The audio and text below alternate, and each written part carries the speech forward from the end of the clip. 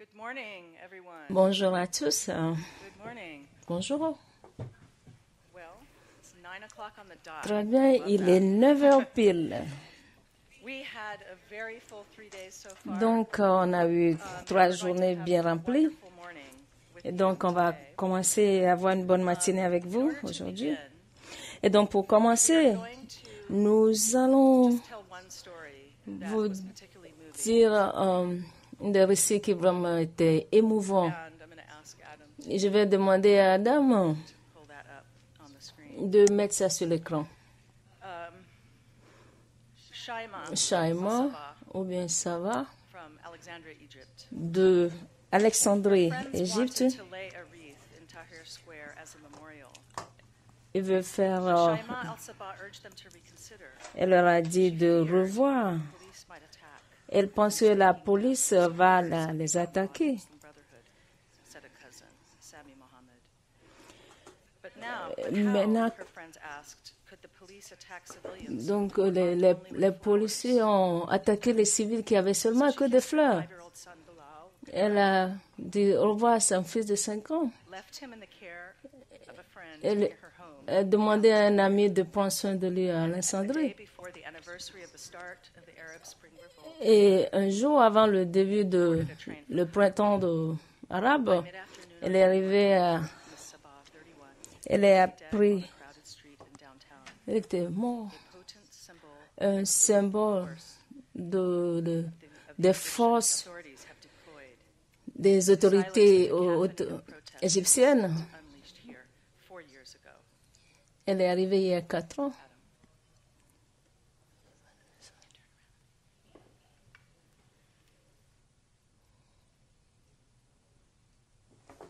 ما فاتنيش هلحق اركب. انا البنت الممنوعه من حضور حصص الدين المسيحي وقداس الحد، مع اني شاهده على صلب يسوع في محطه مصر في عز الصبح. حتى ساعتها كانت كل الشبابيك مفتوحه والدم بيسابق العربيات على الاسفلت، وعيون البنات تجري للسما وتلحق كرسي الازاز من ورا. وانا البنت الممنوعه من حب في الايدين وقفت في نص الشارع، لميت في ايدي كل نجوم السما الخضراء وعرق البياعين، صوت الشحاتين واحباب الله وهم بيلعنوا ابو اللحظه اللي وافق فيها خلق الله على صلب يسوع عريان في الميدان الزحمه، على عقارب ساعه المحطه وهي بتعلن واحده الدرس، وانا البنت الممنوعه من قولة لا عمري ما هيفوتني الكلام. الله عليك.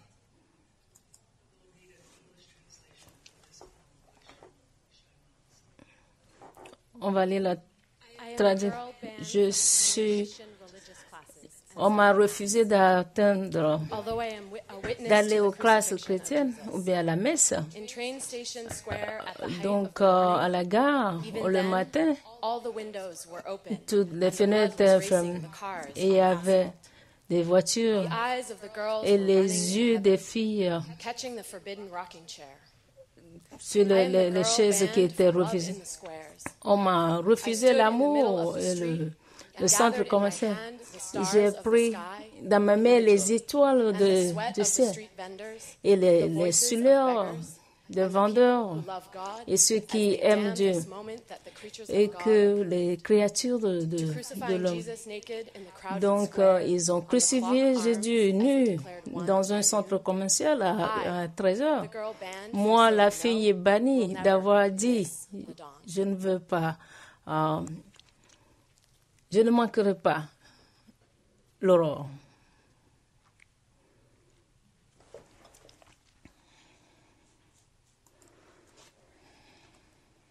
So many of you here are Beaucoup d'entre vous sont des héros courageux. sometimes we lose one. Des fois, on a peur un, et je voulais partager ça avec vous et vous dire que nous apprécions le travail que vous faites tous. This morning, Plus tard dans la matinée, we're going to have on va avoir, of blessings from people des bénédictions, for their words, including des gens qui veulent the national chief imam of Ghana, who has notre arrived invité, le chef imam du Ghana. later speak in the later session. Il va parler dans la But now, I would session like to dernière. invite Maintenant, je voulais inviter Dr. Révérend Ibon. Keyboard Center had a liturgical Le centre Ibod a eu un événement liturgique saving grace, a appelé Saving Grace, women and girls. donc une réponse Was given this scarf. croyante. Reverend Keyboard would like to present Donc, il a donné ce foulard à tous ces hommes.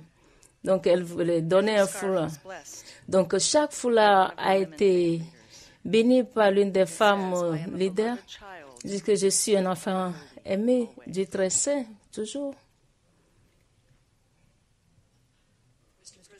Monsieur le Président, beloved child of the holy, vous êtes un enfant aimé du très saint bless you for your continued et nous voulons vous bénir pour votre aide et votre générosité pour ceux qui sont ici. Nous vous bénissons et nous vous remercions.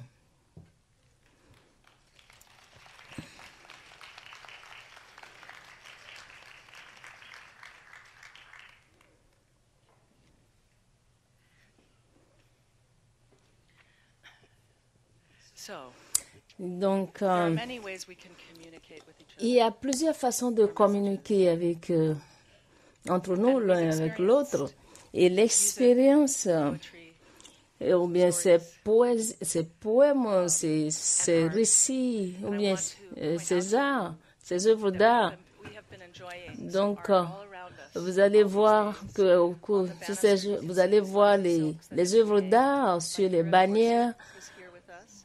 Donc, par Madame These ici silks avec were nous. painted by Donc, Iraqi children who are refugees in the United Ces peintures ont été faites par les enfants réfugiés irakiens. There is trauma healing. Donc, ça a été une guérison de leur traumatisme et partager la paix retrouvée. Is Et the wonderful Martin Slum, these photos that are ici debout, est un photographe formidable qui a pris ces photos et on utilise ces photos dans un projet appelé Les visages du courage. Et donc, on veut le remercier d'être venu et même il a payé pour son propre vol pour arriver ici. Donc, ce que ça nous montre, c'est l'engagement de nous tous et de partager par différents médias, que ce soit des poèmes, peut-être une chanson de 3 minutes ou bien un poème. Donc, plus tard, on va vous montrer le site qu'on a créé où nous serons déterminés de partager ces récits et notre travail.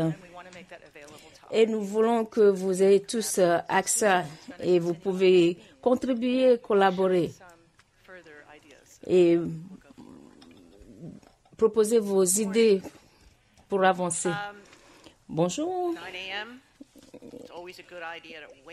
Il est 9 heures, donc c'est bon de se réveiller. Adam, voici le panel 4. Voici notre engagement renouvelé. Donc, pour nous qui se travaillent dans ce domaine et prendre ce que nous avons appris ici pour améliorer et nous mener dans la direction de ce que nous faisons.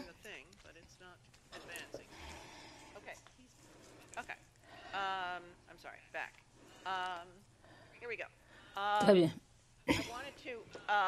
Je voudrais, dans le cadre d'un bon séminaire, donc, dans la catégorie, dans ce résumé, je voulais soulever qu'hier, les gens ont compliqué ça.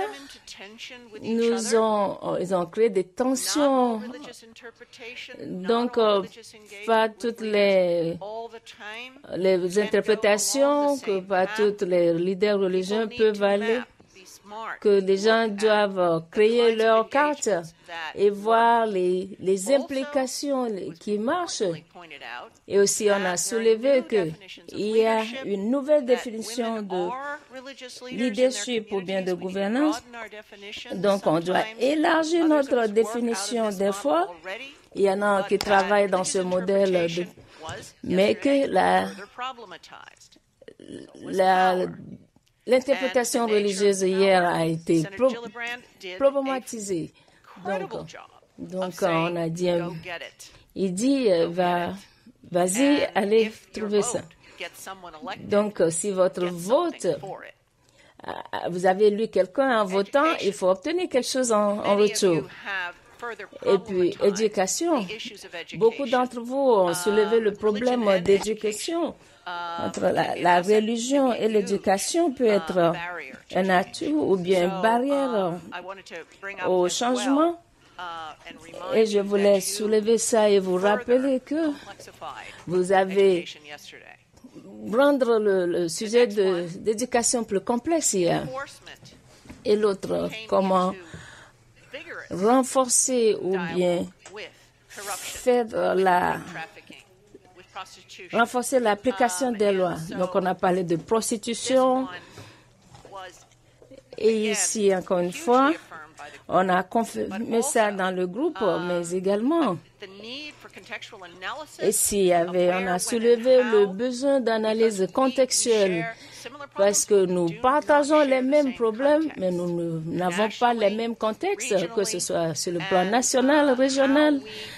Et comment est-ce que nous utilisons ces rapports sont très importants.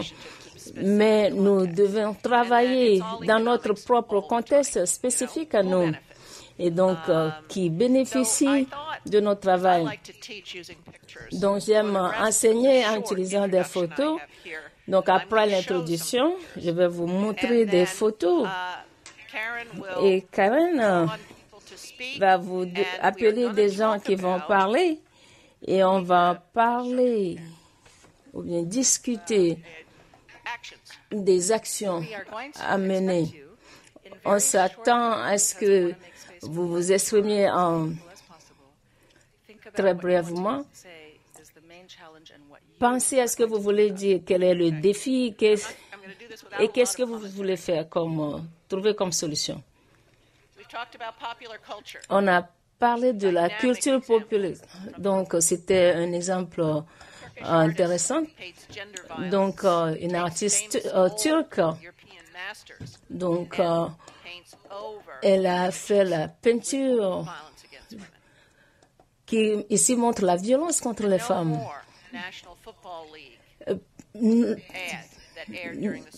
Donc, plus jamais ça. Donc, dans la Ligue nationale, donc, les appels de violence domestique ont augmenté 10% après le jeu. Et puis, donc, je ne sais pas, on a fait un maquillage de NFL, la Ligue mondiale. Donc, vous pouvez faire votre maquillage pour correspondre aux couleurs de votre équipe. Donc, les activistes ont profité de ça et ont fait changer ça. Finalement, le président Obama et son message très puissant au prix des Grammys Awards. Donc, je vous encourage donc, la violence contre les femmes n'est pas acceptable. Doit cesser, ça doit cesser et tous doivent travailler à cet égard. Donc, quand nous regardons les différents points, que le pouvoir est distribué largement dans la société. Les puissants pensent que le pouvoir est vertical, mais le pouvoir est réparti dans plusieurs endroits sociaux. Donc, c'est une bonne nouvelle. Donc, il faut beaucoup de pression pour avoir du changement. Maintenant, on va avoir nos présentateurs. Donc, c'est sûr, on a un sujet déterminé. On va être bref. Et l'objectif de pouvoir donner l'occasion à tout le monde de dire ce qu'il veut dire. Donc, dans un délai très court. Avant de commencer, je voulais donc ce que nous avons fait depuis le dernier forum en termes de collaboration.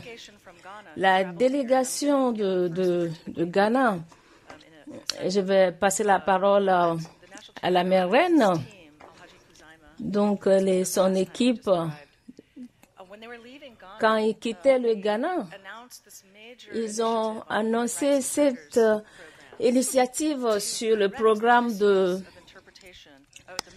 droits de l'homme de corriger la mauvaise utilisation d'interprétation pour justifier la violence contre les femmes. Ils ont mis une grande bannière. Nous sommes très ravis qu'on va avoir un forum comme celui-ci à Accra, au Ghana. Donc, le président Carter a été vraiment encouragé et que vos commentaires étaient une source d'inspiration pour lui. Donc, il était sur le programme. Il a parlé de tout ce qu'on fait ici et ça a eu des réactions vraiment qu'on n'en a jamais vues. Donc, je vous dis ça comme un encouragement de dire très rapidement qu'est-ce qui est important pour vous et quelle est votre contribution. Et donc, comme je l'ai dit, vous allez nous envoyer aussi vos idées et on va les compiler et les utiliser. Donc, on va passer la parole à la reine-mère.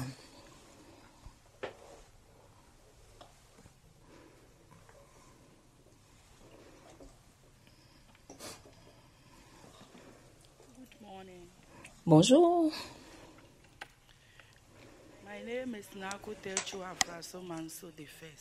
Je m'appelle Naku Chua François Nassau de Fès, dans la région du Grand Accra au Ghana. Je suis la bouche de la reine de Ghana au sommet international. Je travaille avec la résolution de conflits de l'Afrique de l'Ouest et aussi lutter contre les mariages précoces et puis l'équilibre entre l'égalité entre les sexes. Et j'étais la seule femme dans ce comité. Et je suis la seule femme du comité PIAD qui traite de problèmes d'huile, de pétrole. Et donc, aider à payer pour l'éducation des filles jusqu'au niveau le plus élevé possible. Et puis, éviter le mariage précoce. Et je lutte. Donc, les hommes les membres de famille qui forcent les filles au mariage précoce, et puis nous conseillons les parents de se faire amis de leurs filles ou bien ne pas demander pour que la fille n'aille pas se faire avorter ou bien ne pas tenir sous le coup des pères. Donc, j'ai mis quelques enfants, aider les enfants à aller à l'école ou bien apprendre des métiers. Et puis, on aide pour ce qui est de l'avortement sûr et aussi le viol des enfants. Donc, en tant que défenseur au Forum de défenseurs des droits de l'homme au Ghana, donc, mon sujet, je traitais du droit de reproduction, le droit de la fille à l'éducation, la paix entre les communautés et d'autres problèmes liés à l'égalité des femmes. Donc, au Ghana, la femme est au bas de l'échelle à cause des coutumes et puis le nombre de femmes au Parlement est très, très, très bas. Donc, je suis ici pour voir ce que je peux faire. Donc, en tant que femme, je vais dire aux femmes au Ghana qu'elles doivent être braves, courageuses. Elles doivent s'exprimer pour que les hommes voient qu'elles peuvent faire quelque chose. Merci. Je pense que ça, c'est le thème du matin. Qu'est-ce qu'on peut en faire? Merci We beaucoup. are looking forward to working with you. Et donc, nous attendons impatiemment de travailler avec vous sur ce projet. Yesterday, and if you can take the microphone there. Get us started. Maybe you can stand so we can see you. Peut-être que faut vous lever, comme ça on va vous voir. Yes, it should be. You want to hold it. Though. Okay. Probably hold it. I wanted to Je voulais dire merci à Karen, à vous, à votre équipe de m'inclure dans votre effort d'arrêter la violence contre les femmes. and I wanted to Je voulais just a couple of things partager that we've learned over our 30 years based certaines choses qu'on a apprises au fil des 30 années que nous avons travaillé avec One les is, hommes. as Brother Mubin was saying, Une chose, comme Brother Mobin le disait, en tant qu'hommes, to be rapists, nous ne sommes pas nés pour être des gens qui violent. learn to violate women. Donc, nous ne sommes pas nés Part of that kind of message is d'apprendre à violer les femmes. Donc, on a appris à faire les mauvaises choses. Donc, on apprend à traiter les femmes avec respect. we'll stop Et on sait aussi que les femmes vont cesser de violer les droits des femmes, d'abuser des femmes. Et ça va cesser. consistently. Donc, si on envoie ce message de façon uniforme et continuellement, et donc si la violence peut cesser et que c'est criminel, Consistent and et donc si un homme commet ces violences, il faut avoir des conséquences significatives et ça peut aider à cesser la one violence. of the things about men changing Une des choses concernant le changement des hommes, don't maintain control. donc les hommes ont peur que s'ils ne maintiennent pas le contrôle, et les femmes vont prendre le devant. Donc, quand nous commençons que les femmes de pouvoir ils naviguent le monde avec liberté, donc c'est plutôt de notre avantage si les femmes peuvent être vraiment ce qu'elles sont. For us men in this Donc, pour nous, les hommes dans ce travail, ce que nous avons appris, c'est qu'en vue de savoir si ce que nous faisons marche ou bien ne marche pas, donc de façon constante, on doit faire venir les femmes dans ce que nous faisons pour voir si ce que nous faisons marche ou ne marche pas pour les femmes. Donc voilà une prédisposition sur comment nous faisons notre travail. Donc, je remercie le président d'avoir réuni ces femmes qui ont de pouvoir et sages. Donc, ça va vous aider à vous donner de direction et comme ça vous aide à voir comment travailler avec les femmes. Donc, étant seulement homme, sans les femmes, on ne saura pas forcément dans quelle direction aller. Donc, ceci représente un modèle pour comment les hommes peuvent travailler avec les alliés ou bien avec les femmes. Donc, vous avez les femmes de pouvoir avec cette variété qui vient de diverses origines sociales. Et donc, elles ont démontré comment travailler pour la justice entre les sexes. Donc, on va penser comment, de différentes façons, comment est-ce qu'on peut travailler de façon à avoir de succès. Et encore une fois, merci pour l'occasion. Donc, vous avez bien souligné le terme. Donc, s'il y a impunité, la violence va continuer. Mais vous avez aussi soulevé que s'il y a un modèle positif, peut être un thème d'éducation. Donc, c'est une éducation informelle, mais le modèle sert d'éducation.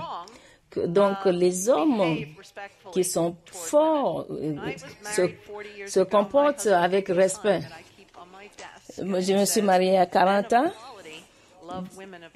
Que les hommes de qualité aiment des femmes d'égalité. and Ruth Messenger, but first I want to call on Penda. Je voulais demander Madame Penda Bao de Sénégal. Elle a levé la main hier. J'ai essayé de l'appeler.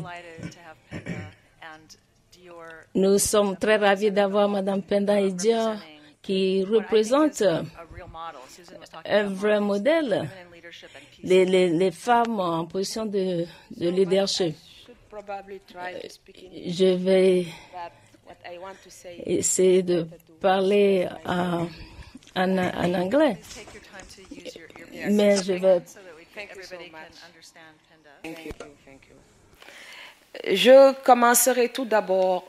Just a moment. Let everybody get their headsets ready. Okay. I want everyone to understand you fully. Channel 7 for English. Okay. Okay. Go ahead, Penda. Je commencerai tout d'abord par remercier le président Carter pour cette générosité extraordinaire parce qu'à son âge, avec son expérience, s'engager pour la protection des femmes et surtout donner une opportunité, un espace d'expression aux femmes, cela me paraît quand même quelque chose d'assez exceptionnel. Je remercie aussi le Centre Carter de nous avoir donné l'opportunité de cette rencontre, qui est une rencontre assez inédite, parce que mettre ensemble des leaders religieux, des activistes, des universitaires et même des politiques pour définir un avenir et une perspective, cela ne se fait pas tous les jours. On a des espaces différents qui ne se rencontrent pas ou qui se superposent sans dialoguer véritablement. Je dirais simplement qu'on peut tirer plusieurs leçons. Mais l'une des premières leçons, de mon point de vue, vous voulez une action, c'est comment arriver à soutenir, après avoir donné l'information, parce que cette fille qu'on a montrée en Égypte tout à l'heure, ou d'autres, nous sommes venus ici pour avoir cette information. Comment arriver à avoir cette information tous les jours sur ce qui se passe dans le monde en matière de violation des droits de la femme. Je vais vous donner un exemple. Madame Samma Sanir, je l'ai rencontrée à une réunion il y a très très longtemps quand elle venait juste d'arriver en Afghanistan pour se battre pour l'éducation des filles. Et quelque chose m'avait frappé dans ce qu'elle disait, je peux mourir du jour au lendemain. Et jusqu'au jour où je vous parle, je n'ai pas arrêté un seul instant de suivre cette dame, ce qu'elle a vécu, et toute sa carrière, je l'ai suivie parce que j'avais un intérêt, j'étais tout le temps angoissée pour elle par rapport à ce qu'elle faisait. Et c'est parce que je l'ai déjà rencontrée et j'avais cette information. Cela me paraît très important. Si nous voulons aussi soutenir les femmes, comment arriver, une fois qu'on est informé, à créer un réseau de pression sur leur propre gouvernement ou sur ceux qui ont le pouvoir et l'autorité dans leur pays, y compris les chefs religieux, pour permettre à ces femmes qui sont en détresse d'être soutenues moralement, mais aussi de leur trouver les moyens sur le plan juridique pour les encadrer et arriver à les sortir là où elles sont. Je sais qu'aux États-Unis, on fait beaucoup d'efforts, beaucoup de femmes, on les fait venir ici, on leur donne les possibilités de continuer à s'exprimer, mais elles sont combien par rapport à ces milliers, voire des millions de femmes qui subissent tous les jours les contraintes au quotidien. Je voudrais pas garder trop la parole, mais pour moi personnellement, qu'est-ce qui a été quelque chose de libérateur ou libératrice? C'est le savoir. Je suis dans un pays où la connaissance religieuse n'est pas d'abord pour les femmes, elle appartient à des familles spécifiques. Et quand j'ai commencé à enseigner à l'université dans les années 80, l'histoire des religions et particulièrement l'histoire de l'islam, j'étais à la fois combattue par les milieux traditionnels, mais aussi mes collègues universitaires qui pensaient que la connaissance en matière de religion n'était pas le fait des femmes. Et même les étudiants posaient des problèmes. Mais c'est par une connaissance approfondie et imparable que je suis arrivée à m'imposer dans l'espace universitaire d'abord, mais aussi dans l'espace public. Et je l'ai accompagné, à l'époque, les femmes ne prenaient pas beaucoup la parole. Et je crois que la prise de la parole est la première forme de conquête de pouvoir chez les femmes. Si on ne prend pas la parole dans l'espace public pour nous exprimer, il nous sera extrêmement difficile d'être acceptés en tant que tels. Pour subvertir le rapport de force, nous avons besoin de prendre une parole, mais une parole argumentée, une parole documentée, une parole basée et fondée sur la connaissance. J'ai continué à me battre, j'ai même eu des moments, ce qu'on appelle des procès contre les islamistes, j'étais menacée de mort et tout, mais cela ne m'a pas empêché de continuer à faire mon travail. Et je crois que j'ai contribué par mon action au quotidien à changer un tant soit peu le rapport de force entre les hommes et les femmes, entre les religieux et les non-religieux, et je continue à me battre, et ça c'est essentiel pour l'État laïque, la République, parce que c'est là où on pourra aussi atteindre la citoyenneté en tant que femme, une citoyenneté entière et capacitaire. Donc encore une fois, je vous remercie, mais nous devons en tout cas continuer à partir du website, d'avoir toutes les informations nécessaires et de créer des opportunités pour soutenir en tout cas celles qui sont en détresse et d'être au courant de ce qui se passe autour de chacun et chacune d'entre nous pour arriver véritablement à avancer dans ce domaine. Encore une fois, je vous remercie.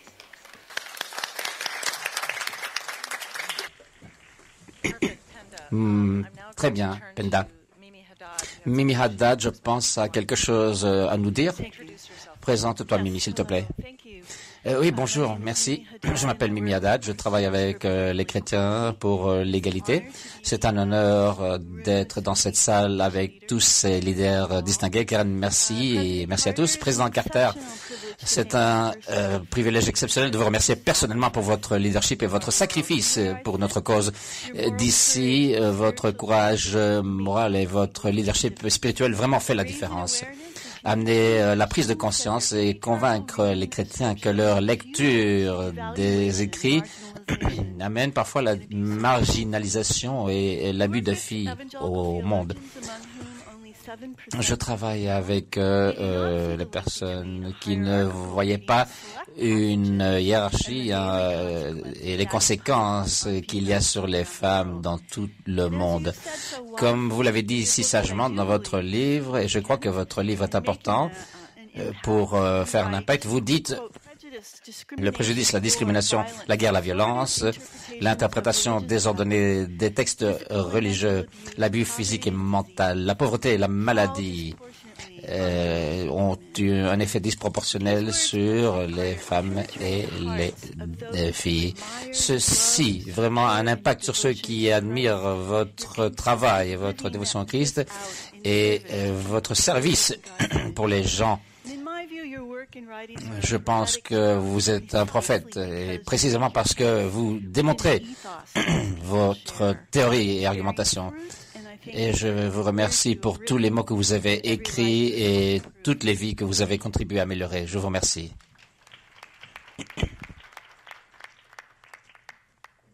Mimi said she's shy, but I told her she had. When she told me that yesterday, I said she must hear it. Mimi a dit qu'elle était timide, mais nous avons entendu qu'elle n'était peut-être pas si timide que cela. Voyons voir ce que vous avez à nous dire ici. Tout d'abord, merci au président Carter, Madame Carter, et merci à tous ceux qui sont venus ici pour passer 4 jours avec nous. Et en rapport avec votre livre, je vais être très brève, mais je vais parler d'une partie où le rabbin est en train d'expliquer qui est l'étude est plus importante. Rabbin Kiva dit que l'action est plus importante. Et les rabbins débattent et ils arrivent à la conclusion que l'étude est plus importante parce que ça amène vers l'action, n'est-ce pas? Et c'est ce que nous faisons ici. Nous prenons des actions pour le respect des droits de l'homme dans 19 pays. Bien d'entre eux ont des problèmes d'égalité d'hommes-femmes avec la mise en valeur des femmes et des filles, le combat contre les viols et surtout les mariages précoces. Mais aussi, c'est là que vous intervenez. Nous travaillons aux États-Unis. Nous cherchons des changements dans les lois des États-Unis, dans les politiques, dans les budgets qui changeraient les vies des gens de par le monde. Il y a une question en rapport avec ceci. Et je parle avec ceux qui sont citoyens ici et tout le monde. Nous cherchons des passages, l'approbation par le Congrès des États-Unis. Je suis désolé, je dois parler moins vite. Ok, c'est très difficile pour moi. Nous cherchons dans un cas particulier, nous cherchons une loi aux États-Unis qui serait contre la violation des droits des femmes au niveau international. Ça semble difficile, mais ça va de nouveau être présenté comme proposition de loi.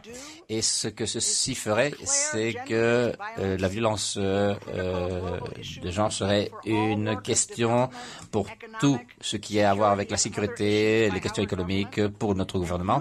Et utiliser cette loi comme mécanisme pour le Congrès qui puisse appuyer une aide correcte, une aide efficace qui coordonnerait ce que ferait notre gouvernement avec d'autres pays, surtout vos pays bien sûr, pour des questions de violation de droits de la femme. Et comment pouvez-vous aider toutes les personnes ici et qui sont citoyens des États-Unis? Nous allons vous demander de contacter vos représentants, vos délégués légaux. Et vous devez insister sur le fait de la violation des droits des femmes et des filles. Mais pour ceux qui ne sont pas citoyens des États-Unis, j'espère que le président sera d'accord avec moi. Beaucoup de nos membres du Congrès des États-Unis n'entendent pas suffisamment souvent des personnes qui ont un impact négatif des politiques qu'ils ont créées. Documentation, l'information, les groupes de travail en ont obtenu, mais il faut aussi des notes individuelles que vous pourriez écrire sur la situation dans vos pays. Ça peut être repris et amener aux membres du Congrès des États-Unis pour qu'ils comprennent ce qui se passe sur le terrain. C'est-à-dire que si les États-Unis avaient une loi contre la violence internationale, ça permettrait d'avoir une meilleure force dans leur pays, dans vos pays. J'ai une demande spécifique, Monsieur le Président. Nous avons une lettre qui vous demande si vous accepteriez d'être en contact avec des sponsors de cette loi. C'est du sénateur Zensek de la Géorgie. J'espère que vous pourriez l'appeler après avoir lu cette lettre. Et je voudrais en terminer en disant que, avec les fantastiques histoires qu'on a entendues hier, une d'elles, c'est que la patience est excessive. Il est presque l'heure de la fête juive de Purim. Vous connaissez l'histoire de Esther. Son oncle lui disait, tu ne peux pas refuser le défi que je te soumets, parce que cela pourrait être la raison pour laquelle tu es venu sur terre. Et je vous dis tout ceci, alors que nous continuons dans notre lutte. Merci.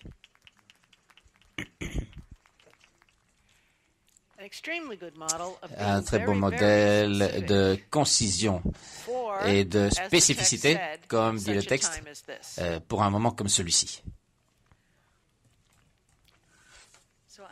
Je vais donc demander au Dr Sadik de nous parler. Nous avons une délégation intéressante de la Tunisie et nous sommes heureux que vous soyez ici avec nous, et je vous prie de utiliser votre... Madame, bonjour Monsieur le Président. Je suis très honoré de m'adresser directement à cette Assemblée, à vous-même, et honoré mais quelque peu intimidé, parce que dans ma jeunesse active, je me rappelle de cet homme, président des États-Unis, qui a eu cette longue vue dans un univers particulièrement difficile, la montée de l'intégrisme à l'époque, la révolution iranienne, de Khomeini, etc., et qui ne vous a pas empêché d'être aussi profondément dans l'horizon lointain, malgré les calculs qui auraient pu vous amener à un deuxième mandat. Vous avez sacrifié, je pense, un deuxième mandat pour être toujours présent des dizaines d'années plus tard. C'est pour ça que, devant votre stature, je suis un peu intimidé.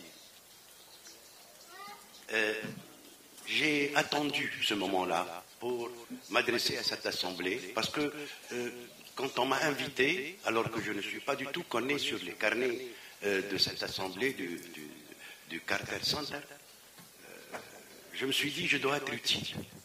Et j'ai entendu très attentivement ce qui s'est passé et ce qui a été dit à propos de l'oppression de la femme, à propos des violences, à propos du terrorisme. Et je dois vous communiquer deux points. S'il vous plaît, je sais que vous êtes attentifs à tout ce qui est exposé à votre écoute. Le premier point, c'est que dans cet islam qui pose des problèmes aujourd'hui à l'histoire et à la planète, il n'y a pas d'église. Il y a même un adage, un proverbe, une règle dans l'islam qui dit point de clergé en islam. La rahbaniyata fil islam. Alors, aidez-nous, nous sommes des gens qui ont pris au mot cette absence de clergé, cette absence de leadership religieux dans l'islam. Puisque c'est la dernière religion, elle veut être surtout soumise à la raison. Je vous rappelle du temps où il y avait en Espagne les trois religions prospères, avec Maïmonide pour le judaïsme, avec Alphonse XIII pour le christianisme, avec Averroès pour l'islam, il y avait même les églises, les synagogues et les mosquées qui étaient contiguës dans l'urbanisme de la ville de Séville ou de la ville de Cordoue. Donc, il faut tenir en compte, à mon avis, le centre Carter doit tenir en compte le fait que nous sommes de l'Indonésie jusqu'au Ghana et jusqu'au Sénégal. Comme a parlé une de mes collègues ici présente, il n'y a pas longtemps, nous sommes tout seuls à pouvoir aider cet islam-là à entrer dans la rationalité, dans une lecture nouvelle qui ne sera pas une lecture ecclésiastique commandée par une papauté ou par un leadership qui est toujours allié au pouvoir, toujours. Ce que je recommande à votre écoute et au centre Carter, c'est que pour promouvoir la paix, aider ces personnalités-là, surtout des femmes aujourd'hui, comme ma collègue la sénégalaise a parlé, et comme ma voisine tunisienne, Madame Amel Grami, ne cesse de lutter depuis toujours, depuis des dizaines d'années, ne cesse de lutter pour dire que la femme aussi a son mot à dire pour lire le Coran, pour imposer une certaine lecture qui sera en phase avec la paix, avec la non-violence, avec la promotion de cette moitié de l'humanité qu'on appelle les femmes. Cela, il faut l'inscrire. Le leadership islamique, on le respecte. À Al-Azhar en Égypte, ou à la Zitouna en Tunisie, en Indonésie, au Ghana, on le respecte. Mais on doit lui dire que ce qu'il conçoit, c'est une opinion comme une autre, et qu'il n'y a pas de sainteté, il n'y a pas de papauté en islam, il n'y a pas d'autorité qui vient de Dieu. J'ai communiqué un petit texte au centre Carter, je ne sais pas s'il a été inséré sur vos toiles, qui raconte une petite anecdote qui s'est passée au XIVe siècle. Je suis certain, Monsieur le Président, que vous connaissez cet homme sanguinaire qui s'appelle Timur-Lenk, celui qui investissait des villes, les incendiait, Damas ou Samarcande, et les investissait, et puis on sortait en construisant des pyramides de crânes, de 90 000 crânes, 80 000 crânes, en signant son triomphe, sa victoire, entre guillemets. Alors, il était à Damas, et le pouvoir d'Égypte, qui commandait la Syrie à l'époque, lui a envoyé Ibn Khaldoun, un des plus grands intellectuels de l'époque, le fondateur de l'histoire de la sociologie. Il lui a envoyé cet homme-là, et il a discuté avec lui. Et Timur-Lenk a dit à la fin qu'il allait incendier Damas, il allait massacrer la population, parce que ce qu'il venait d'entendre sur le Coran était une parole divine, d'accord, mais l'oreille est humaine, et que l'oreille de cet homme-là est l'oreille d'un sanguinaire, et qu'il ne peut pas du tout être persuadé par ce que lui a dit Ibn Khaldoun. Le deuxième point sur lequel j'insiste et j'en termine, c'est que maintenant que vous n'avez plus ce calcul de l'urgence, que vous êtes en train de regarder très loin pour l'avenir le plus lointain de l'humanité, vous n'êtes pas cet homme qui calcule avec des pays musulmans qui sont en train de mettre à bas les droits de l'homme. Il faut que vous nous aidiez à dire que dans certains pays pétroliers, qu'un président en exercice peut ménager, peut être diplomatiquement avec eux, mais vous, le Centre Carter, doit nous aider à les dénoncer. Ce sont des gens qui oppriment la femme, qui exercent la lapidation, qui exercent la flagellation publique, qui exercent l'amputation de la main, et que, parce qu'ils sont des alliés utilitaires des États-Unis, personne n'en parle et personne ne dénonce ce qu'elles font contre la femme et contre les droits de l'homme. Merci beaucoup, Monsieur le Président, de m'avoir donné la parole.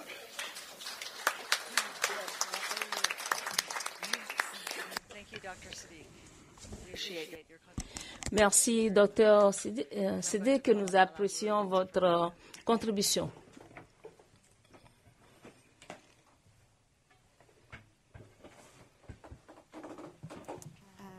Assalamu alaikum. Kind of carrying on from that, I wanted actually to make mention of the role of the international community in conflict and post-conflict countries. I think the discussions over the past few days have made it clear that women's rights and the actualization of women's rights and human rights in a lot of our countries can't happen in a vacuum. It needs women, it needs men, it needs international community, it needs the local community, it needs security structures, policy, enforcement. It needs this whole kind of Donc, on a besoin. And the international community plays a very significant role. La communauté internationale joue un rôle très primordial. Donc, on va mettre l'accent sur les politiques dans ces organisations. Donc, pour vous donner, parler du contexte, et donc notre organisation, dès le début de l'organisation, on a contacté la communauté internationale.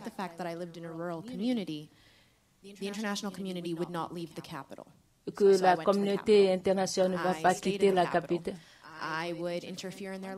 Donc, je vais interrompre leur déjeuner. Et j'ai dit, on veut parler avec vous maintenant. Et donc, je suis arrivée à obtenir des réunions avec eux de cette façon. Donc, la communauté internationale doit travailler avec les communautés locales.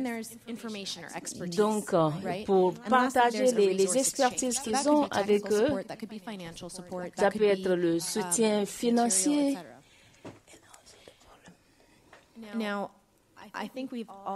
Je pense que tous on sait le rôle que la communauté internationale doit jouer.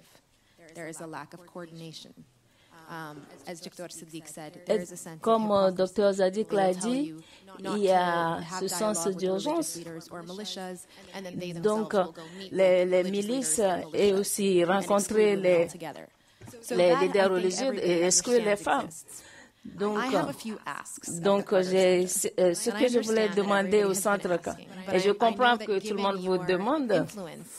Donc, vu votre influence dans ce sphère particulier, premièrement, merci pour ces discussions très enrichissantes, qu'il faut mettre plus de pression sur la communauté internationale et pour avoir une approche plus compréhensive et réaliste. Donc, ce n'est pas la fin ce n'est pas une fin en soi. Donc, on peut avoir des conseillers de parler aux victimes de viol, d'avoir des photos. Donc, il faut montrer de l'empathie. Donc, il faut agir de façon plus coordonnée et éduquer de façon cohésive. Donc, nous allons demander au Centre Carter de nous aider dans ce sens. Deuxièmement, et c'est quelque chose dans lequel le Centre Carter excelle.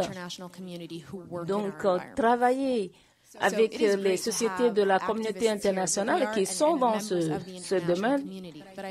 Mais je pense que se focaliser, donc des réunions, les ateliers pour les membres de la communauté internationale qui vont pour les sensibiliser sur les problèmes sur le plan local et pour voir comment ils peuvent exactement travailler avec la communauté locale. C'est très important qu'ils les écoutent. Donc, il y a l'expérience de certains activistes. Je vois ce que les membres de la communauté internationale viennent faire dans nos pays, mais c'est bon de les inclure. Donc, vous me rappelez d'un film de Chicago de violence des bandes, appelé l'interrupteur. Donc, ça veut dire que vous êtes en train de manger et donc vous interrompez les affaires des gens. C'est une façon, c'est une stratégie différente. Donc, on interrompt. Et donc, on peut être des interrupteurs de cette façon. Donc, je vous félicite. Donc, c'est des gens qui interrompent les activités des bandes, des gangs. Donc, c'est une stratégie de non-violence. I'd like to call on Jessica Neuwirth. Je vais appeler Mme Jessica. J'ai aussi une demande concrète pour le Centre Carter. Donc, ça aussi a rapport avec la communauté internationale. On a parlé du 1325.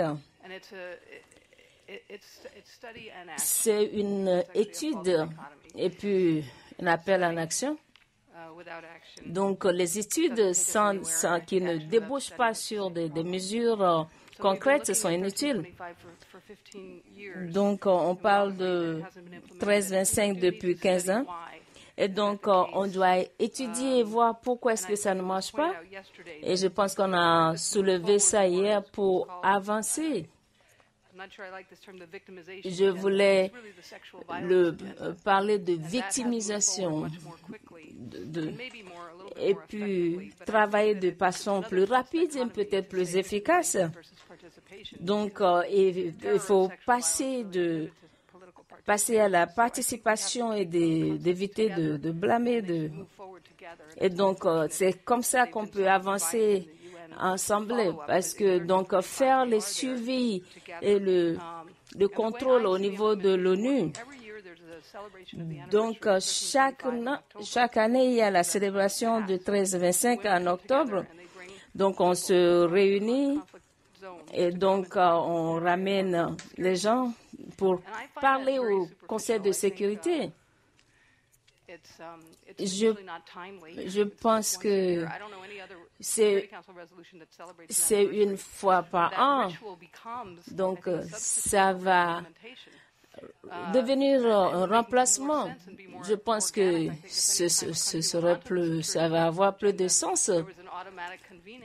Donc, chaque fois que le Conseil de sécurité se réunit, serait bon d'avoir des femmes à cette table.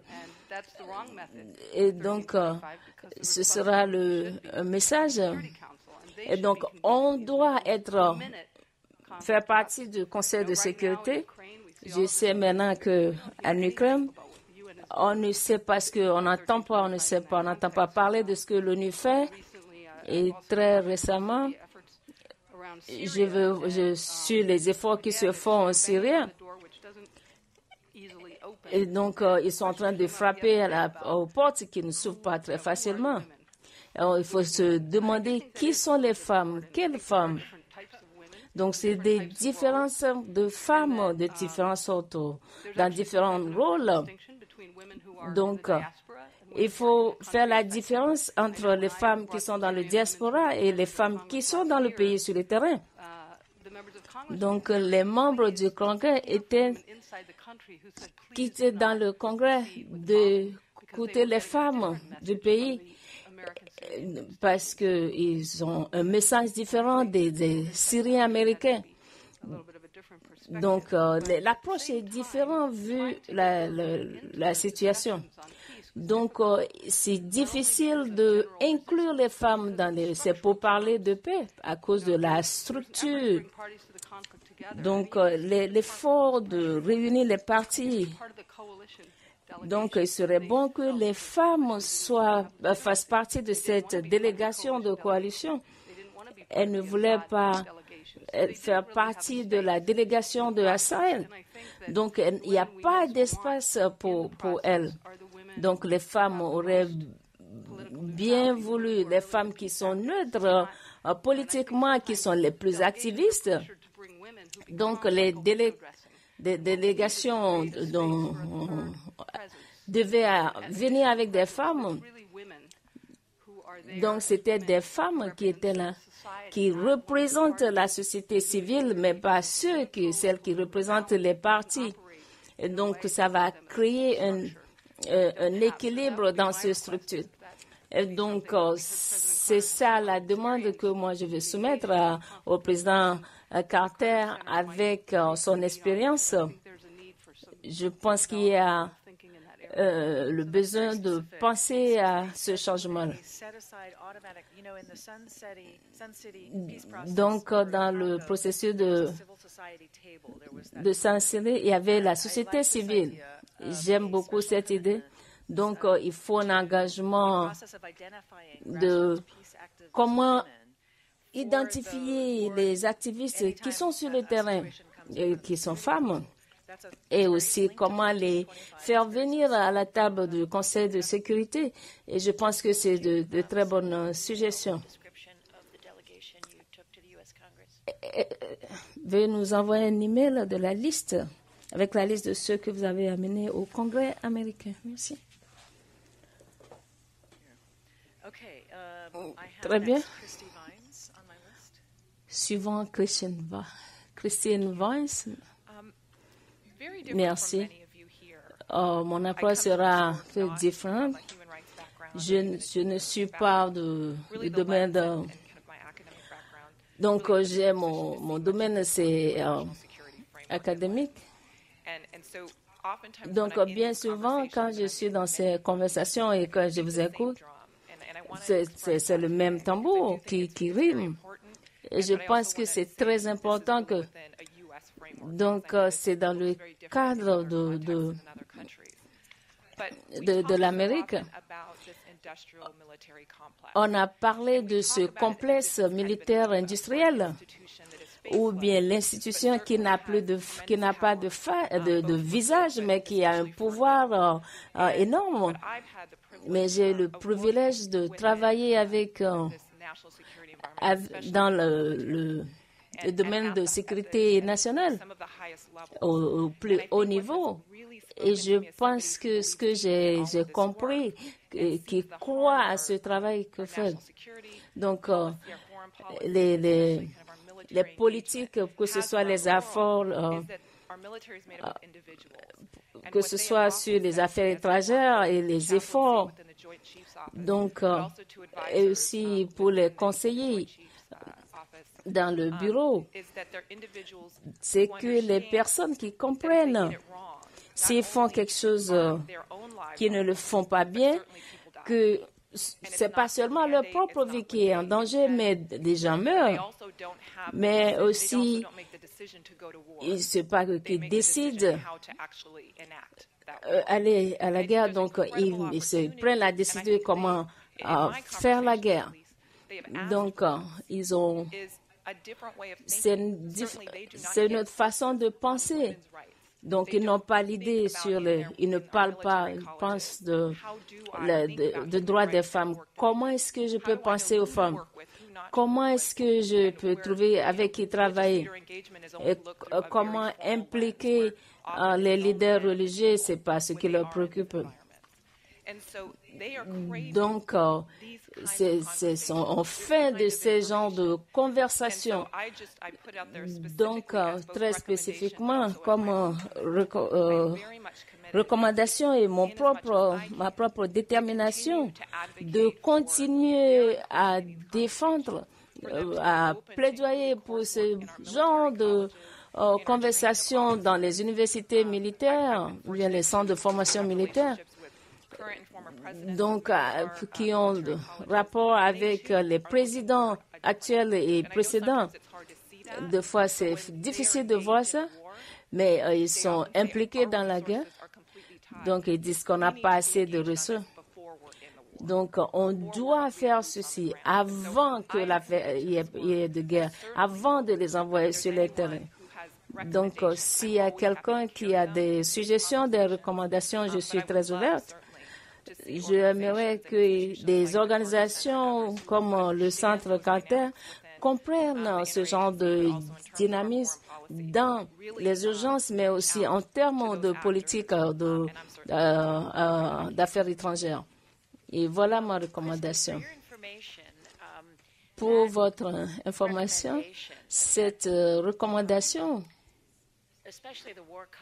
surtout les universités militaires, ont dans le programme qui parle des femmes et de la paix. Donc, c'est le plan national d'action qui ont passé en décembre 2011. Donc, c'était le plan. Donc, c'est l'une des 17 agences qui travaille avec eux pour mettre en application ce plan national. Néanmoins, pas grand-chose a été fait. Donc, c'est quelque chose sur lequel on peut travailler. On peut bien sûr écrire une lettre et envoyer.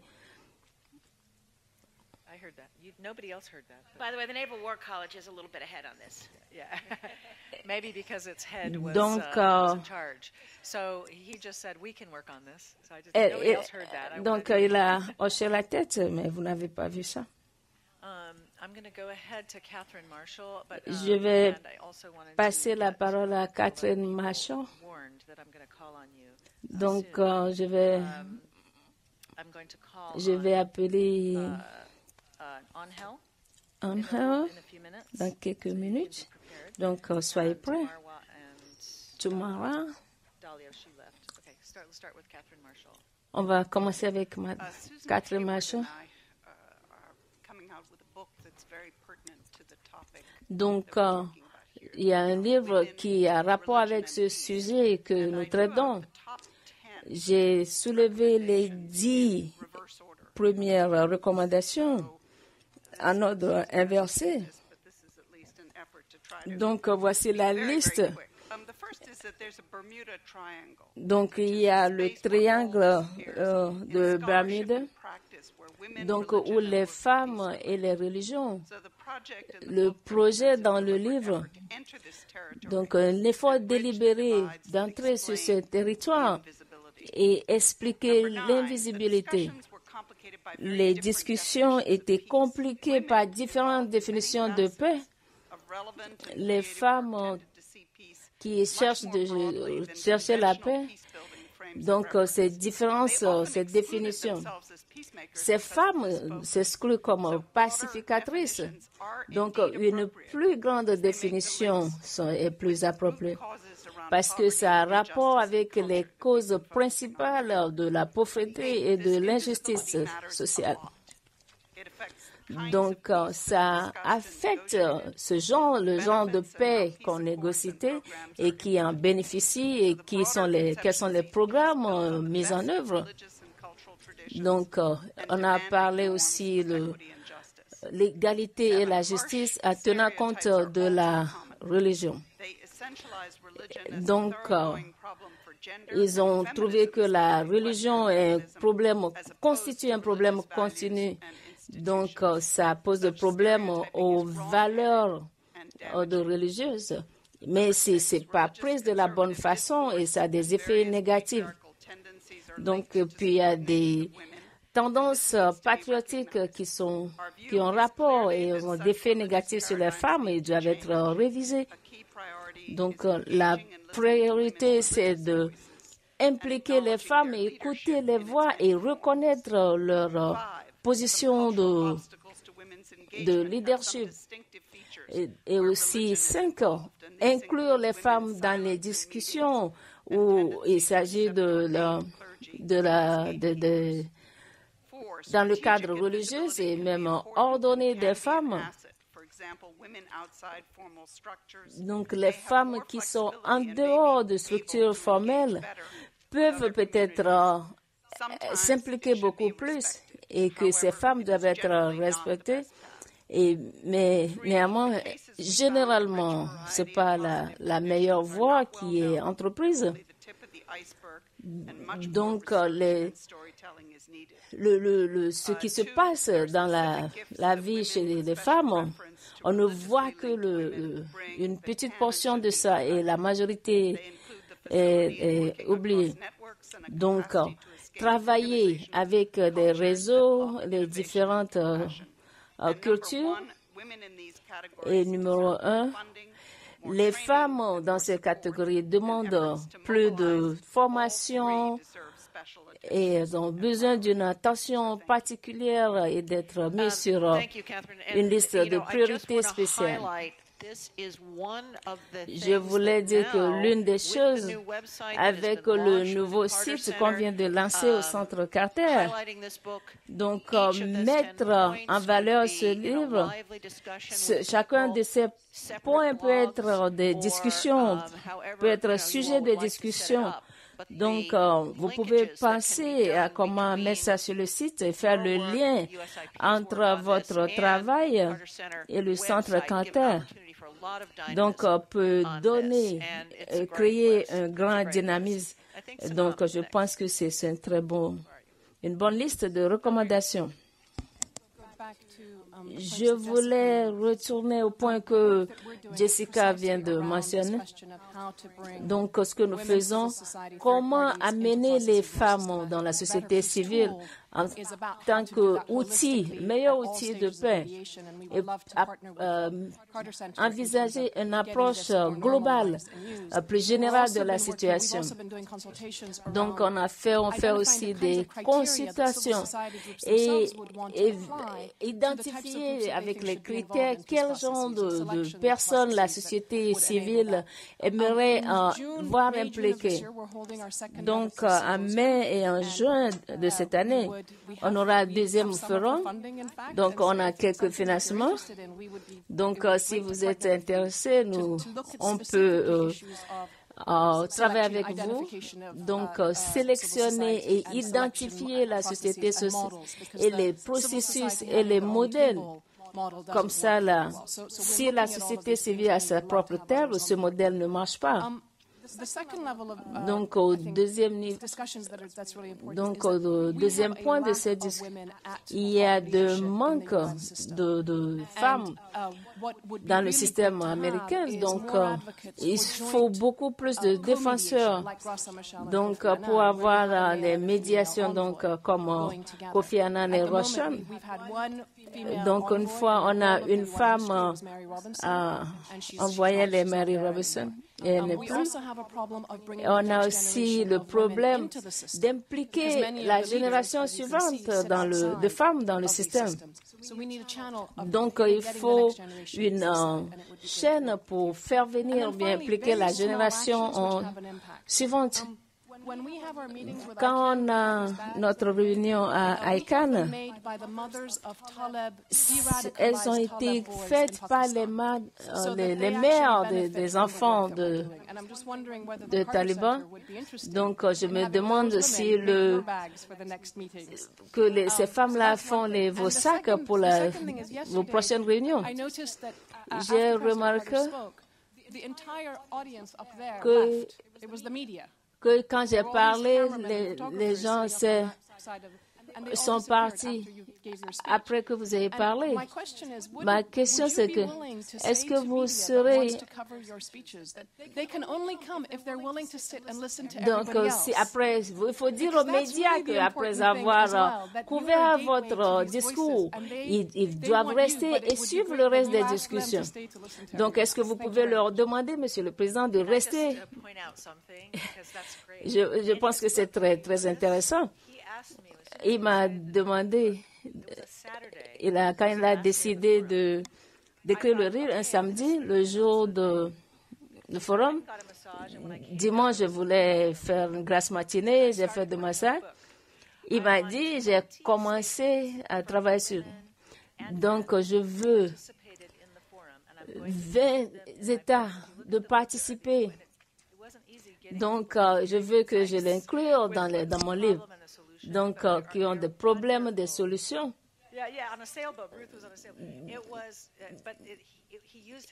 Il a utilisé son plateforme, c'est ce qu'on a fait. Mais je pense que c'est une très bonne suggestion que vous venez de faire. Je suis partie faire de jogging, j'étais obligée de retourner chez moi. C'est très important de comment recadrer les choses. Quand on parle de normalisation, de comment respecter la dignité des femmes, quel est ce phénomène? Comment est-ce qu'on peut défendre, redéfinir cette normalisation? Et on voit, est-ce que c'est ça qui cause la violence? Quelles sont les 10 caractéristiques de la société ou bien de la religion qui normalisent la dignité des femmes? Donc, je pense que c'est un recadrage inverse.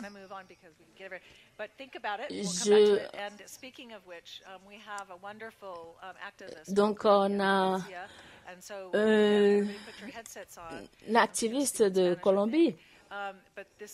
Elle va parler espagnol.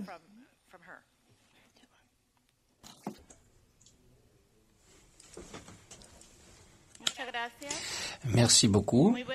Bonjour à tous et à toutes. Merci à Dieu. Merci au président Carter et merci à toute l'équipe collaboratrice qui a rendu ceci possible. Nous nous sommes réunis de beaucoup de places, d'endroits du monde. Nous sommes venus pour nous raconter ce que nous faisons et ce que nous souffrons, ce que nous endurons, mais aussi combien nous valons. Que Dieu protège toutes ces personnes, que les politiques, les religieux et tous ceux et celles qui luttent pour le bien pensent à nous. Si nous voulons en finir avec l'injustice, les femmes doivent être incluses. Je voulais commencer avec cette phrase un petit peu en mode de... On appelle ça des versets en Colombie. On l'utilise beaucoup dans notre environnement. Je suis Clemenza Carvalli. Je fais partie de l'association municipale des femmes du nord du département de Cauca. C'est une organisation de femmes qui établissent la paix à partir de connaissance de nos droits. C'est une dynamique pour laquelle nous voulons un processus ample, large, pour un meilleur avenir.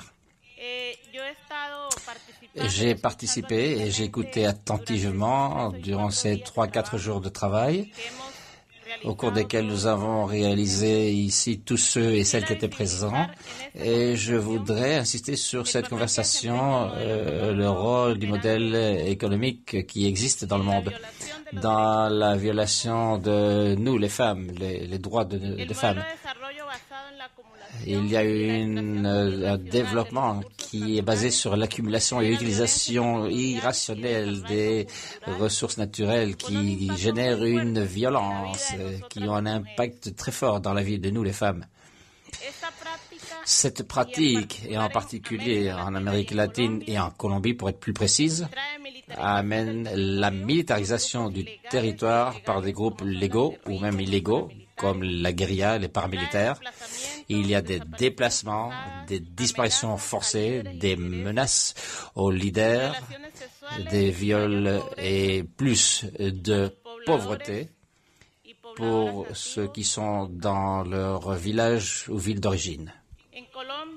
En Colombie, le sujet de la cultivation de la palme d'huile, le pétrole et l'or cause des morts tous les jours. Et généralement, ce sont des personnes afro. Dans mon cas particulier, j'ai été menacé à 3 reprises. On m'a déplacé déjà 2 fois. J'ai perdu un enfant à cause des paramilitaires.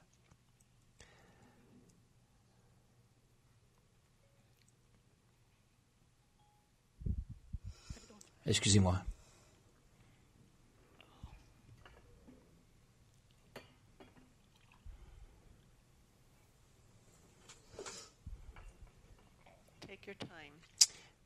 Prends ton temps. On t'écoute attentivement. On est avec toi.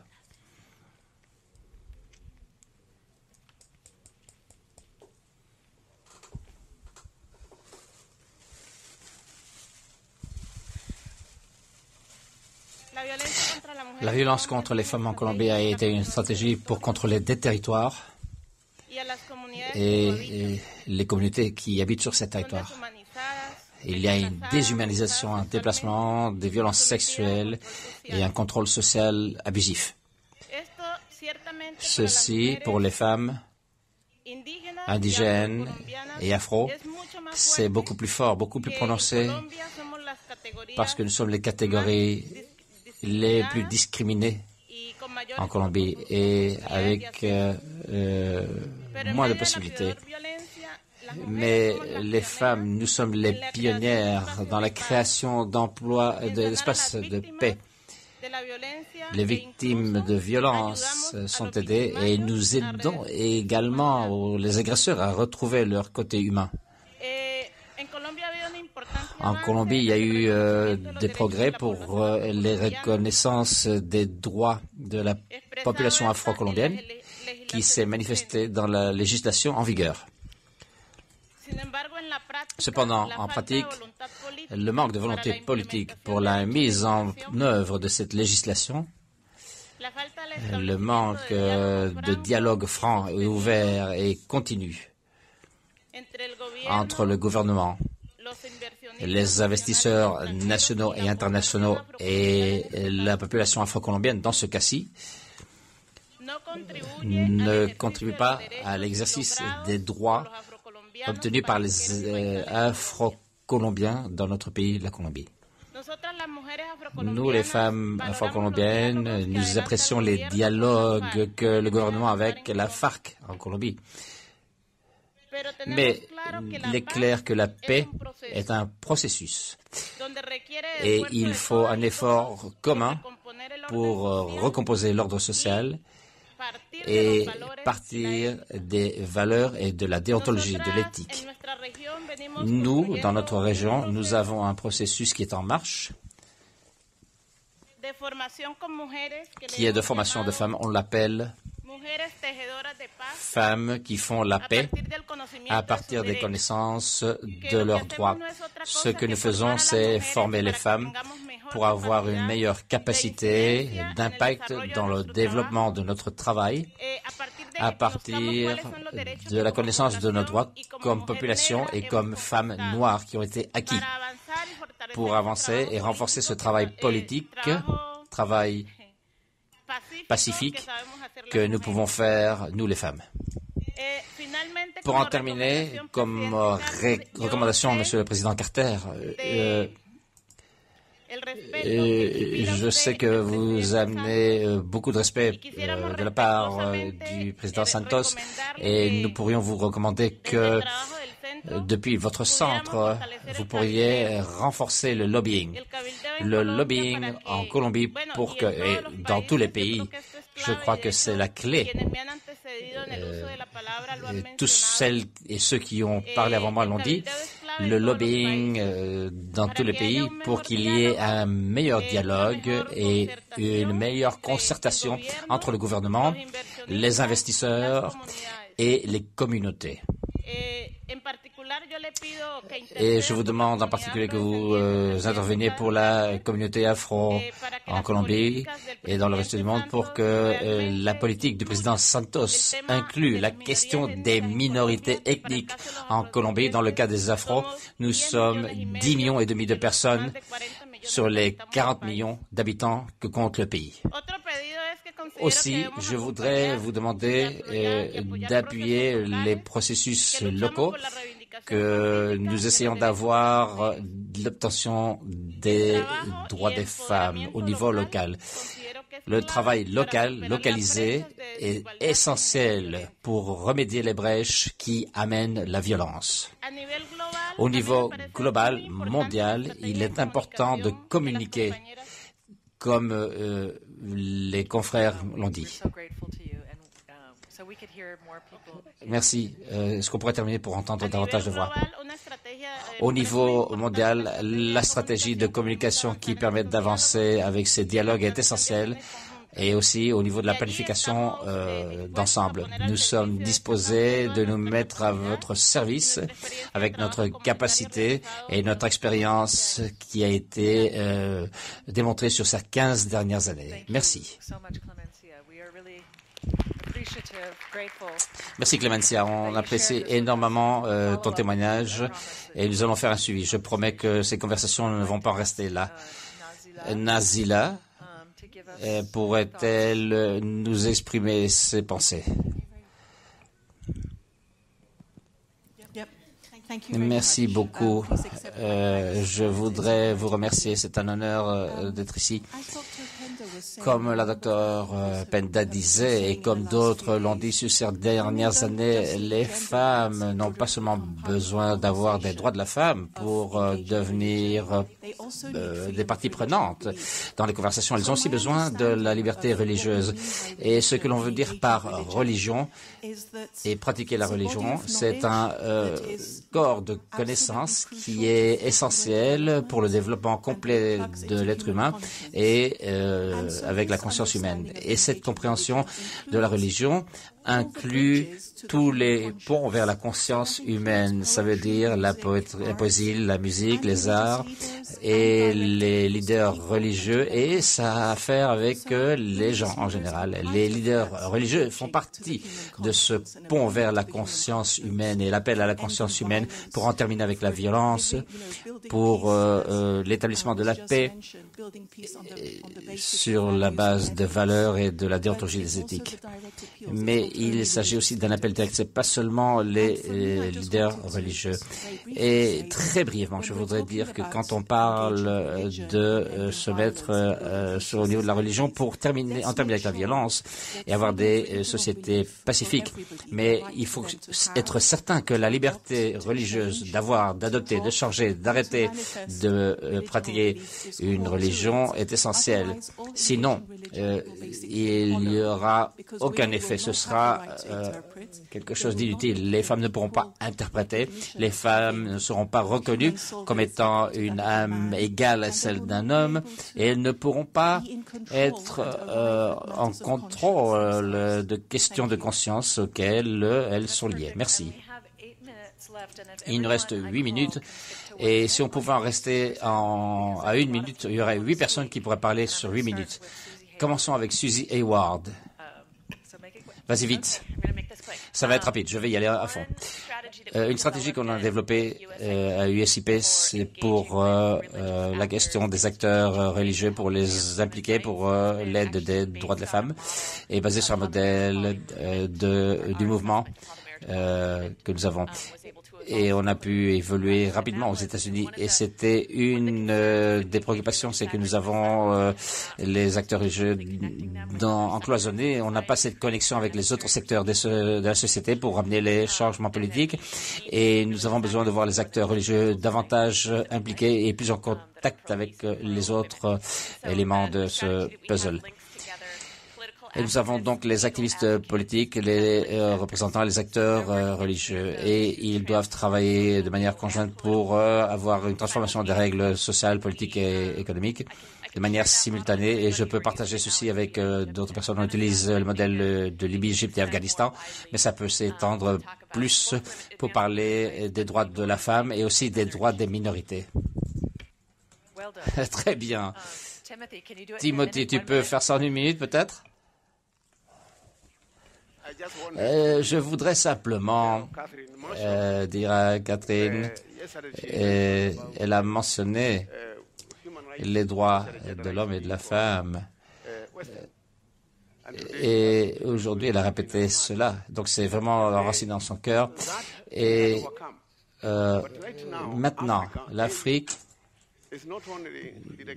n'est pas encore arrivée au niveau des droits de l'homme. Il y a eu une solution le mois dernier avec la justice criminelle internationale pour accuser les gens au Kenya avec le président du Soudan pour être poursuivi en justice. La Chine a investi plus sur une période courte de temps en Afrique que les autres pays. Au Kenya, ils ont investi dans des autoroutes, ils ont investi dans des infrastructures au Kenya et ils veulent investir dans des matières premières également. Et ceci fait que les valeurs humaines, les droits de l'homme soient un deuxième plan. Et je pense que le Centre Carter a un rôle à jouer ici. J'ai vu qu'il était, le président était sur la télévision kenyane et ce genre de présence, je pense qu'elle aide à changer l'image du monde occidental comme étant simplement impérialiste. La Chine, qui est un empire qui arrive en Afrique, commence à avoir un avantage en termes d'investissement. Et je voudrais dire que l'Afrique, c'est pas la charité qu'on veut. Et les valeurs morales du Centre Carter et de M. Carter pour l'investissement dans l'Afrique et dans les maternités, par exemple, c'est important pour les femmes. La maternité, la mortalité est très élevée dans les communautés où il n'y a pas d'hôpitaux. Et je ne vous ordonne pas quelque chose, mais je vous demande que vous pensez aux soins de maternité. C'est quelque chose qui serait vraiment fer de lance pour améliorer les choses chez nous. Merci. Eh bien, on a une liste de personnes qui veulent parler. Si on n'arrive pas à la fin de cette liste, ce sera après la pause. Tout d'abord, Manal. Ensuite, Khadija, et ensuite, on peut peut-être faire ça sur une période de 2-3 minutes. Bon, une des premières choses que je voulais dire, c'est les recommandations, c'est faire attention avec les défis et avec les liens dont on a parlé. Un des liens, c'était le lien entre la violence contre les femmes et le CDI. Et il y a peut-être des liens, mais pas les isoler parce qu'il y a peut-être d'autres pays qui sont alliés dans la violence contre les femmes et qui ont des problèmes de violence contre les femmes. CVE, ce que c'est? L'extrémisme contre violent, CPB, prévention de l'extrémisme violent. Et donc, j'ai une limite de temps, donc il faut que j'y aille à fond. Oui, je sais. C'est pour ça que je viens tout à l'heure. Mais ma crainte est que lorsque l'on regarde les lignes du CDI, les pays qui sont les alliés, et l'Arabie Saoudite, l'Égypte ou d'autres exemples ne sont peut-être pas dans la catégorie de là où on veut vraiment être. L'Inde est un autre bon exemple au sujet de la femme objet de violence. Et si on peut utiliser les liens pour obtenir de meilleures informations, on parle toujours de la force des femmes comme pacificatrices, mais ça fait 18 ans que je fais ceci et l'information est souvent anecdotale, n'est pas suffisamment solide et il devrait y avoir un engagement à avoir une base de données suffisamment solide pour pouvoir faire pression sur les acteurs nécessaires. Et tactiquement, le gouvernement des US devrait recevoir l'information. Il y a une obsession avec l'État islamique. Maintenant, je pense que tactiquement, je comprends ce qu'il y a, mais la tactique devient stratégie très vite et c'est quelque chose qui m'inquiète. Et au niveau de Guantanamo, il y a des choses intéressantes, mais la patience est excessive. On devrait être plus ferme sur les recommandations. On sait quelles sont les recommandations. On sait ce que c'est 1325 et toutes les conversations, toutes les conférences sont une manière de redire ce qui se trouve dans 1325. Le moment est arrivé de passer à l'action et de passer aux actes au niveau opérationnel pour pouvoir vraiment aller au-delà des recommandations. Quel est le problème? Pourquoi est-ce que ça ne se produit pas? L'information est une partie du problème, mais il y a d'autres pièces. 2, 3, 4 jours se concentrer sur comment faire que ceci marche, comment mettre ceci en route. Et finalement, reconnaître qu'il y a une différence entre les représentants des femmes, qui sont très importants, et les droits défenseurs des droits de l'homme. Il faut vraiment que les hommes soient responsables et tenus pour être responsables. Très bien. Et nous avons Khadija de Tunisie et Suzanne doit prendre un taxi, donc on va y aller. Merci. Je suis un petit peu frustré parce que beaucoup de gens ont parlé plus de 2 ou 3 fois et on attend depuis hier. De toute façon, c'est frustrant quand on sait qu'on a peu de temps pour dire tellement de choses. Je voudrais remercier le président Carter. Oui, merci. Merci, Monsieur le Président. Je voudrais remercier le président Carter pour tout le travail qui a été accompli et qu'il accomplit. Le président Carter, c'est que connaît beaucoup de pays et connaît beaucoup de politiciens et politiques et je sais qu'il connaît la Tunisie. Il était là durant les élections qui ont eu lieu récemment. J'aimerais insister sur le fait que lorsque la Tunisie est devenue indépendante, le président Bourguiba avait des femmes dans son programme parce qu'il croyait que ça pourrait amener du développement. Il n'y a pas de développement dans un pays sans la participation de femmes. S'il n'avait pas pris cette décision à ce moment-là, on n'aurait peut-être jamais eu cela. On a eu une ouverture vers l'égalité à ce moment-là. Avec toutes ces années jusqu'à la Révolution en Tunisie, nous avions vécu avec ce code de statut personnel où la religion était considérée comme une question personnelle et les gens qui essayaient d'imposer la religion ou les pratiques religieuses étaient sévèrement accusés, emprisonnés et souvent torturés. Et c'était connu. Mais on ne pouvait rien y faire parce que les gens avaient peur. Il y avait certaines personnes dans la société civile, les avocats et d'autres, qui essayaient de prendre la défense de ceux qui... ce qui s'est passé avec la Révolution, c'est que les islamistes qui avaient été mis de côté et ont été élus démocratiquement. Et lorsque... Juste un exemple, il y a quelques jours en Tunisie, dans le sud, un monument qui avait été érigé pour Talah Abded. En 1930, il avait écrit un livre sur les femmes en demandant que les femmes reçoivent de l'éducation et de l'égalité des droits. Et sa statue, ce monument a été démoli. Juste pour que vous compreniez que les femmes représentent quoi? Le danger. Les femmes essaient de recevoir ces droits, mais ils essaient de résister. Et je parle de ceci parce que on n'a jamais eu des personnes religieuses pour assumer du leadership en Tunisie. Quand il y a eu du leadership, il a été blâmé.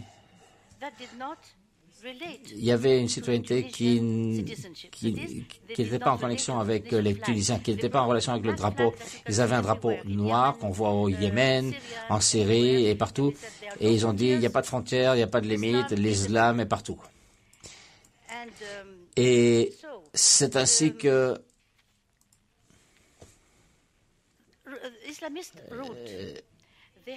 les islamistes ont le leadership qui ont commencé il y a quelques années et la fois ils n'ont pas réussi à gouverner. Et maintenant, ils disent qu'ils sont démocrates et on ne sait pas, on a des preuves qu'on peut écouter et qui sont visibles. Mais j'ai une recommandation pour sauter d'un truc à l'autre. La violence, d'où ça vient? Ça vient de différentes sources. La violence contre les femmes a été présente, que vous le sachiez, depuis longtemps. Mais souvent, ça a été vu comme une chose naturelle ou inévitable. Et dans certains pays, on trouve que même les femmes ont accepté l'idée que la forme de violence conjugale est de leur faute et que les hommes sont à même de corriger leurs femmes. Et en fait, les lois patriarcales familiales qui placent les femmes sous la supervision et contrôle des hommes ou des maris sont souvent associées avec des normes culturelles qui permettent aux hommes de discipliner et d'éduquer les femmes dans la famille. C'est une raison pour laquelle les féministes dans l'Afrique du Nord, du Moyen-Orient, ont demandé des réformes de droits de la famille. Dans les années 90, avec la prolifération des droits de l'homme dans des sociétés civiles, dans le nord de l'Afrique et dans le Moyen-Orient, des chercheurs ont trouvé des demandes et des alliances communes pour la réforme des droits de la famille pour rejeter les lois de discrimination. L'égalité homme-femme ont été demandées pour passer la nationalité aux enfants. Khadija, je voudrais écouter la conclusion, mais on est en retard sur la pause. Est-ce qu'on peut revenir après la pause? Ma recommandation est que revenir à l'islamisme, qu'est-ce qui se passe quand ils sortent de prison? Ma recommandation est que les gouvernements qui ratifient des conventions internationales devraient les mettre en pratique, devraient les mettre en œuvre et ne pas autoriser la torture